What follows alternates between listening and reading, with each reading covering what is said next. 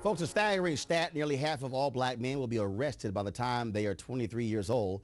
This according to a report released by the Journal of Crime and Delinquency. The study looked at arrests ranging from underage drinking and misdemeanor school disputes to more violent crimes. The journal reports that the arrest percentage for white men in this same group is 40%. The study says many of these men never move beyond the damage done from cycling through the system at such a young age. That turns us to, of course, yesterday's gathering here in Washington, D.C. between Attorney General Eric Holder as well as Secretary of Education Arne Duncan. I want to bring in my panel here. And at the discussion yesterday, they talked about this whole issue of school discipline. And what you find is you have these schools that have chosen to create, and they say, well, we didn't mean to, but they have created a school-to-prison pipeline by bringing in law enforcement when it comes to various infractions, when it comes to a kid showing up late. And so all of a sudden now you're handing out tickets. Now all of a sudden the kid's going through a criminal justice system, and now you're kicking folks out as opposed to saying, wait a minute, isn't it smarter to have a kid in school as opposed to saying, go home for 6 weeks, go home for 2 months, go home for a year because of an infraction? Yeah, and I do think you have to look at the science behind this. And so part of the problem is that, in fact, you are creating this population by bringing in a law enforcement kind of milieu into schools. So high schools suspend 2 million students a year. 2 million. Yeah. And so then folks are saying, well, man, we got a high dropout rate. Well, hello. Yeah. If you're suspending for 2 million a year, what options are you giving somebody who's a freshman, sophomore, junior, or senior? Well, one of the things you do is, like in the District of Columbia, when the Speaker, John Boehner, said, let's give young black kids a choice to go to schools that don't have these policies. He vetoed that, and you guys cheerleaded it. First of all, do not come on this show and embarrass yourself.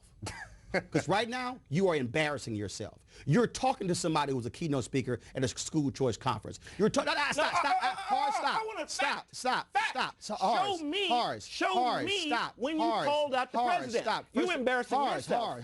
You're embarrassing yourself. Don't call me out. Horace, sit tight. You're calling yourself out. In 2009, when the president was flying to New York for the NAACP convention, he met with several people in the black media on Air Force One. He did. Sitting to his right was me. And I specifically said, Mr. President, you and I disagree on school choice. If you go back and check the record on Washington Watch and CNN, I even have columns on it where I said the president's wrong on school choice.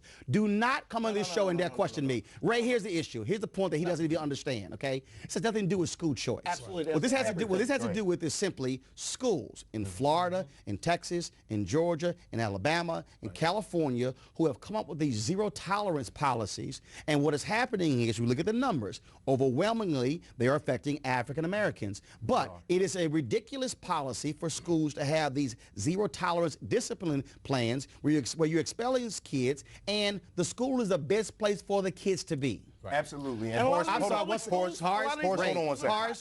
second. As a numbers man, you would appreciate this. The Advancement Project has done tons of work talking about how this disproportionately affects African American and Hispanic children. And what we're also finding, that they're putting these children in the system, the metaphorical system, for nonviolent offenses. When you put them in for nonviolent offenses, but you segregate and populate them with folks who are in there for violent offenses, you're now creating the beast that you say you're trying to rehabilitate. You and guys that's are problematic. creating the beast, even as you criticize. How are we creating the beast? Two columns. So do you? Two columns of the conversation of the president. So do you believe saying this segment right now is a problem about school choice? Horace, the issue of discipline in school. Horace, here's the deal. You can talk all loud you want to, but the issue is this here: school discipline.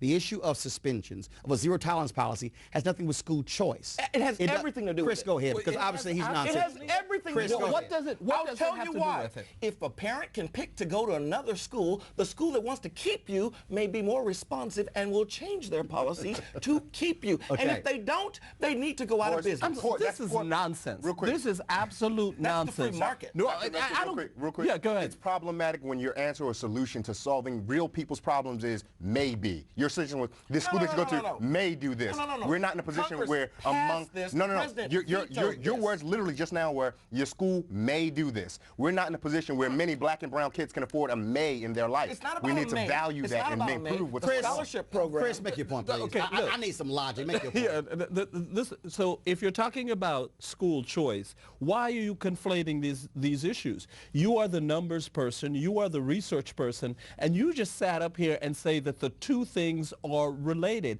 It is illogical. It makes absolutely no sense. The public school system is a monopoly, and monopolies do not respond to the interest of parents or students. And therefore, are the state, they are a constituency, and so you have to give people alternatives. Right now, you've been delusional. You got to give people alternatives. The discussion, that ties delusional. You've been delusional.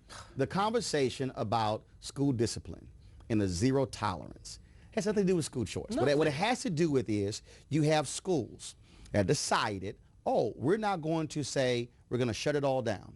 And so when you have a kid, you say, okay, you come to school late, ticket. What you're doing is you're saying we are putting you into a criminal justice system. Now, a school can say instead, we're going to create a policy where you have to clean up the yard after school is over. Precisely. That's different. But to give tickets out, to sit here and say if you're painting graffiti, oh, same thing, we're going to put you in the system, you are creating the school-to-prison pipeline. And not only are you creating that, essentially what you're doing is you're turning education into law enforcement. Absolutely. You can absolutely. You can certainly, the school, wait a minute. Horace, Chris is talking. Horace, Chris is talking. Horace, Chris is talking. Don't put that on me. What I'm saying is I am trying to make a point, and that you are rudely and continuously interrupting. Make your point. Okay, make my point if you would be quiet until I make my point. So the school, in fact, can decide that its philosophy, its approach, is not going to be that of law enforcement. By doing that, by creating a law enforcement mentality, that is fundamentally the problem.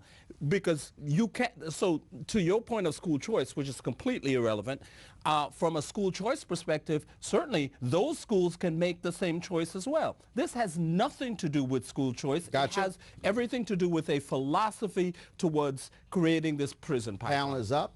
I appreciate it. Thank you so very much, folks. When we come back, we'll talk about the issue